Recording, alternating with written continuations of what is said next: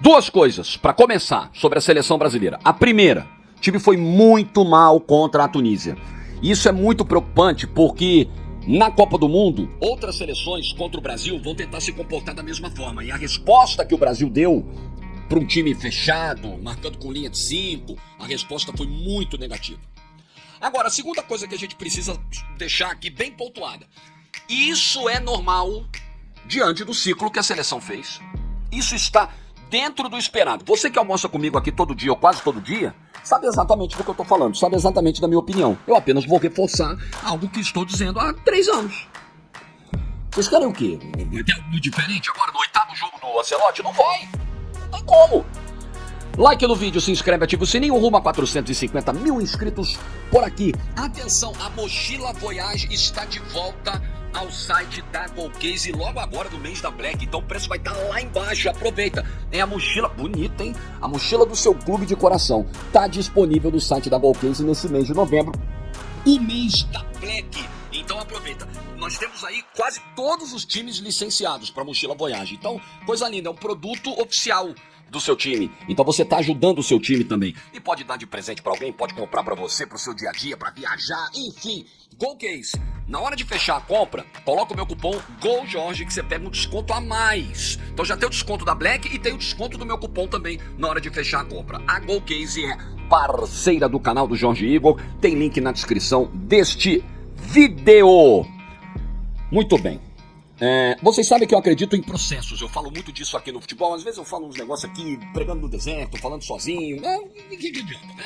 Às vezes a gente fala, a galera entende bem, é da vida, a vida é assim mesmo e tudo bem, minha missão é essa. Eu acredito em processos e eu defendo muito a valorização dos processos no futebol. As etapas que precisam ser cumpridas, o tempo que precisa ser dado, as escolhas que precisam ser feitas, as diretrizes que precisam ser escolhidas, tudo isso você sabe que a gente, sempre falou em diferentes contextos, seja de clube, seja de seleção. Para a seleção, óbvio que isso vai valer. Se o time chega, antes de falar do jogo, eu acho que vale fazer uma análise mais global, macro, da situação da seleção brasileira.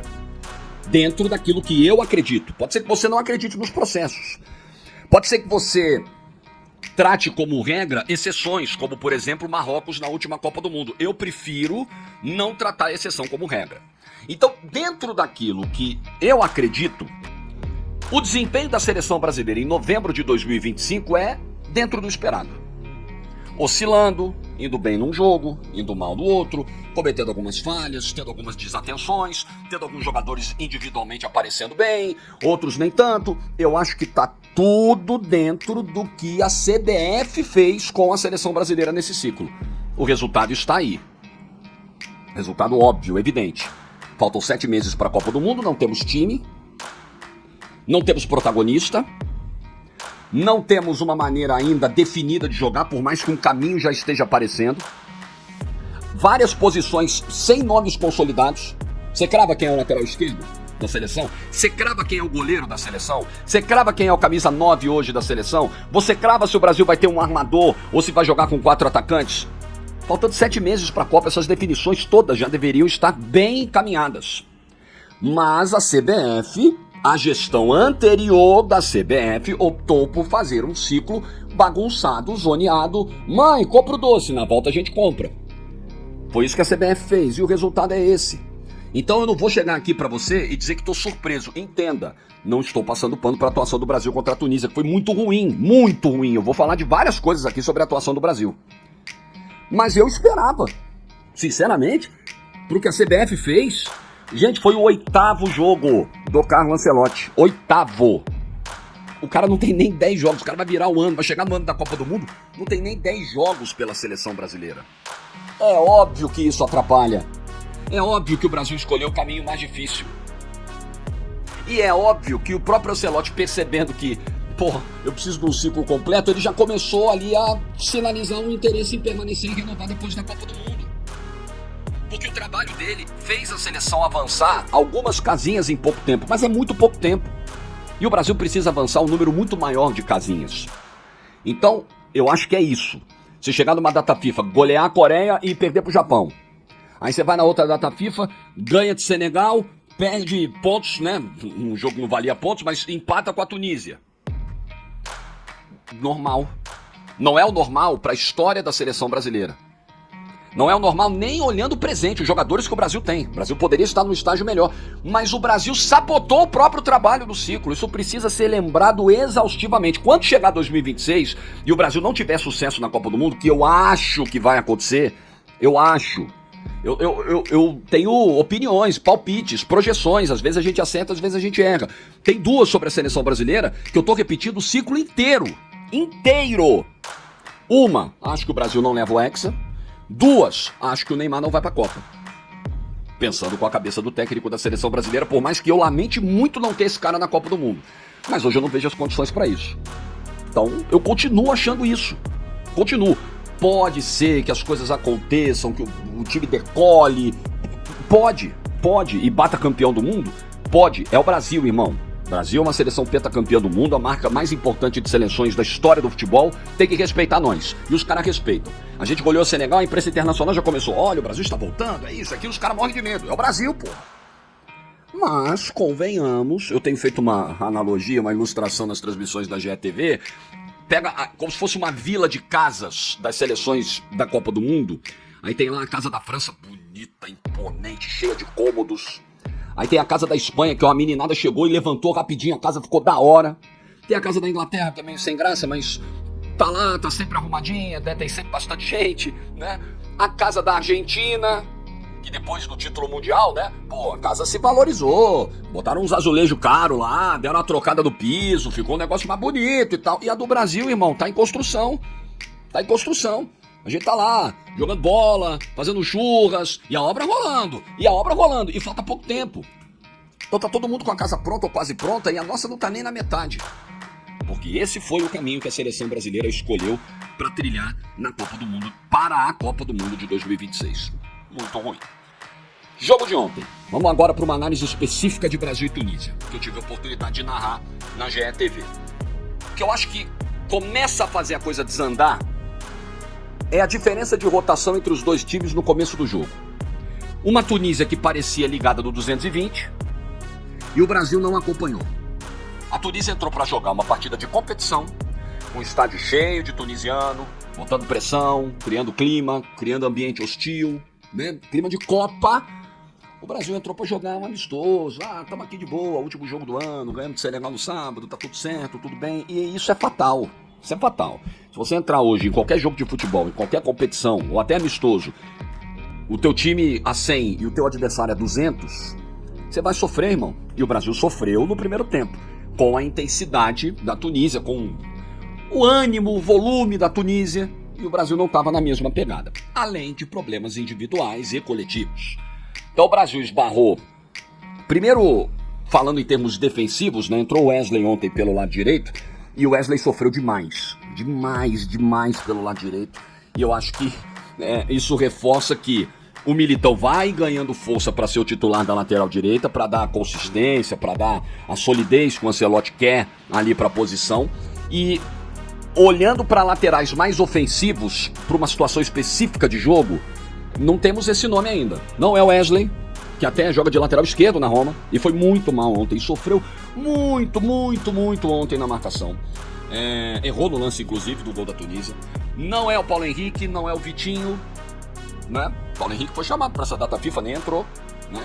O Vitinho foi chamado para a data FIFA anterior, não foi chamado para essa. Tem o Wanderson também, tudo indefinido. Lateral esquerda, tudo indefinido. Jogou o Caio Henrique, tentou até algumas tabelas, é um jogador que avança um pouco mais do que o Alexandro. Acho que será o Douglas Santos. O lateral na cabeça do Ancelotti me parece que é o Douglas Santos, mas também não tá definido. No gol, Bento me pareceu inseguro em vários momentos. Inseguro. O Ederson teve dificuldades no trabalho com os pés no sábado, e ontem o Bento soltando bolas no começo do jogo, não passa segurança, não vejo o Bento com a camisa da seleção brasileira, me dá aquela tranquilidade. Pô, beleza, tamo bem de goleiro, tá tranquilo, tá garantido. O Bento não inspira essa confiança. Então esse também é um problema. E aí do meio pra frente, bom, aí o Brasil tomou o gol no contra-ataque e tal, e aí a Tunísia, beleza, abrimos 1-0, a gente veio pra se fechar, vamos fechar mais, marcando com linha de 5, e aí o Brasil ia precisar de repertório ofensivo. No quarteto, o cara que mais mas voltou para buscar, para participar de alguma maneira do jogo foi o Matheus Cunha, né? Olhando para as atuações individuais do meio para frente, tentando encontrar alguns espaços ali entre as linhas da Tunísia. O Estevão foi muito bem de novo pela direita, chamando responsabilidade, indo para drible, né? Recuperando bola, muito bem. Personalidade para bater o pênalti, eu quero falar da história do pênalti daqui a pouquinho também. O Rodrigo ainda tentando fazer algumas conexões e tal, algumas flutuações, e o Vini Júnior apagado. A data FIFA do Vinícius Júnior, ela é muito preocupante, muito preocupante.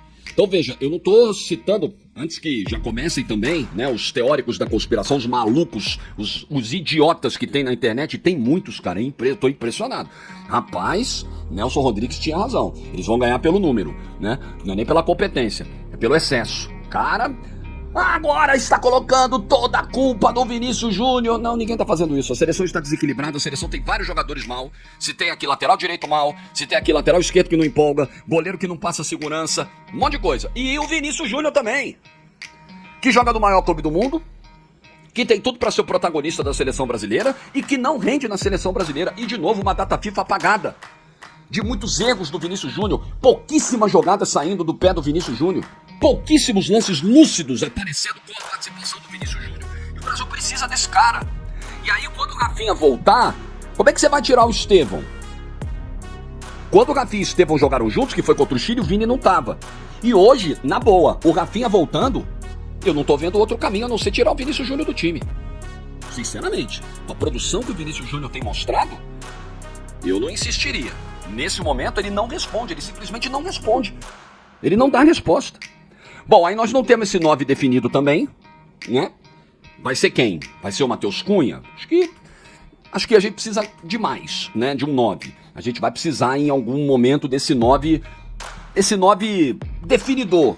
O Vitor Roque entrou, acabou até sofrendo pênalti, acho até que ele entrou bem, mas o ponto é, quando o Brasil precisar abrir uma retranca, e a Tunísia fez retranca, claramente ontem fez, né?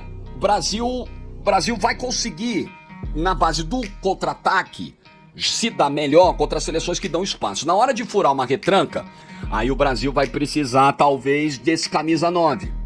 Quem é esse cara? É o Vitor Roque? Não sei. Pedro? Pode ser. É o Caio Jorge? Não sei. É o Igor Jesus? Não sei. É o Richarlison? Eu acho que não. Tá tudo indefinido na camisa 9. É o Matheus Cunha? Não, pra mim não. É o João Pedro? Também não acho tão 9 assim, mas tem uma questão do entrosamento com o Estevão que eu acho que podia ter sido melhor explorada nessa data FIFA, mas esse é um ponto muito importante. Quando o Brasil é atacado e contra-ataca, o Brasil vai bem. O Brasil tem velocidade pelos lados e tal. Quando o Brasil pega um time fechado, o Brasil tem pobreza de repertório e não tem esse 9 para ser acionado, para definir, para fazer um pivô, para fazer um giro, para ganhar uma escorada, ganhar uma bola de cabeça. Não tem. Então o repertório ofensivo foi a coisa que mais me preocupou na seleção brasileira nessa data FIFA de novembro. Então é um dever de casa para o Carlo Ancelotti resolver até março. Ele precisa encaminhar uma solução até março, quando ele vai fazer os amistosos provavelmente contra a França e Croácia e já vai levar a seleção base que ele vai convocar para a Copa do Mundo. Aliás, ontem na coletiva o Ancelotti disse o seguinte, olha, sobre nomes que já estão escolhidos para a Copa, que já estão na minha cabeça, muitos, tem muitos, e deu uma risada. Tipo assim, tem poucas portas de entrada. Aí a gente resgata o vídeo de ontem, né? Tem uma portinha, uma brechinha aberta que ele deixou pro Neymar, pra uma possibilidade e tal, mas eu acho que é uma brecha bem pequenininha que ele deixou. Na verdade, assim, as vagas elas já estão praticamente preenchidas na cabeça do técnico da seleção. Quem não esteve no ciclo, e aí vale pro Neymar, e aí vale pro Endrick, que tá tentando agora no Lyon 6 meses aí pra ver se é lembrado. Essa galera que não participou com o Ancelotti dessas convocações, só milagre pra ir pra Copa. Interpretando as falas do técnico da seleção brasileira, eu concluo isso. Só um milagre para botar o Neymar na Copa, só um milagre para botar o Endrick na Copa, porque hoje eles não fazem parte dos planos. E o time já está praticamente definido na cabeça do técnico da seleção brasileira. O Brasil começou um ano mal, pessimamente, tomou 4 da Argentina. Termina o ano com um empate amargo. O gosto desse empate com a Tunísia ele é ruim, ele é amargo. Claro que é.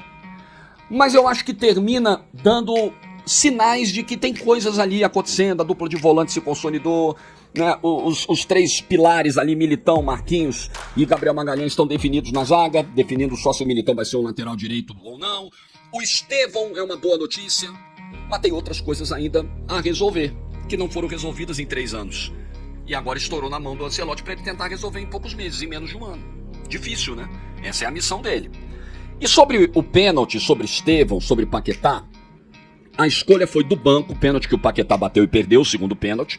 O Ancelotti, a câmera exclusiva da Globo mostra claramente o Ancelotti falando pro Marquinhos, Paquetá, Paquetá, e o Marquinhos indo lá dar a confirmação, ó, é o Paquetá que vai bater. E o Paquetá perde o pênalti. E na coletiva, o Ancelotti disse que a ideia dele era tirar um pouco da pressão, do peso em cima do Estevão, que já tinha batido o primeiro e tal. Eu só acho que temos que ter 2 cuidados aí. O primeiro cuidado o Ancelotti já tá tendo. Blindar, proteger o garoto, tudo bem, tá certo, né? Não colocar nos ombros dele uma responsabilidade maior, um peso maior do que ele possa carregar, tudo bem, tô de acordo. Mas tem o segundo ponto aí, uma armadilha, que o Brasil precisa fugir dela. Não pode tratar uma joia, o surgimento, o aparecimento, o desabrochar de uma joia como o Estevão, como uma notícia ruim, porque não é uma notícia boa. Pô, mas você vai chegar na Copa dependendo de um garoto de 19 anos, 18 para 19 anos? Sim, mas ele é talentoso, ele tem confiança, ele tem personalidade, ele parte pra cima, ele tem números, ele tem 5 gols com a camisa da seleção em 11 jogos. Peraí, não é qualquer um, ele é diferente. Que bom que a gente tem esse diferente. Lembra 2010? Eu estava lá na coletiva de convocação do Dunga e do Jorginho. Tem que levar o Neymar, tem que levar o Ganso. E eram meninos. Por quê? Porque eles vão trazer o diferente, o lúdico, a magia. É mais ou menos o Estevão. Não dá pra considerar como uma notícia ruim. A diferença é que ali você tinha uma seleção consolidada, um Dunga fazendo o ciclo completo, um time que jogava na base do contra-ataque. Tinha gente que achava feio, mas tinha resultado pra caramba. Agora a casa tá desarrumada. Então na hora que a casa tá desarrumada, vai chegar alguém e vai falar, peraí, deixa que eu arrumo esse cômodo aqui. Esse aqui é meu. E o Estevão tá fazendo isso. E nesse momento, outros jogadores da seleção não estão com performance e confiança pra fazer o que o Estevão tá fazendo. Então entenda a preocupação do Ancelotti, mas ele não pode cair nessa armadilha de frear o crescimento do Estevão e de tratar como algo negativo uma notícia que é boa. Quem falou isso ontem foi o Rodrigo Coutinho no pós-jogo da GTV e eu aplaudi, assinei embaixo, ipsis literis o que ele falou. Eu diria tudo que ele disse, repetiria tudo. Não dá pra tratar como algo ruim. Que bom que tem o Estevão. Que ótimo. Ah, falta um jogador diferente, falta o cara do talento, só tem bagre na seleção. A galera não fala? Porra, olha o Estevão aí, cara. Então, confiança no garoto. Pra mim é ele, tá? E eu falo isso na narração daquele lance que ele acerta a trave no final do jogo. Quando ele pega a bola e parte pra cima de todo mundo e quase faz o gol da vitória aos 50 e tal de jogo. Falei, amigo, é ele. A esperança técnica é ele. Tá no Estevão pra Copa do Mundo do ano que vem. Com o quadro que temos aí, é o que se desenha. Bom, espero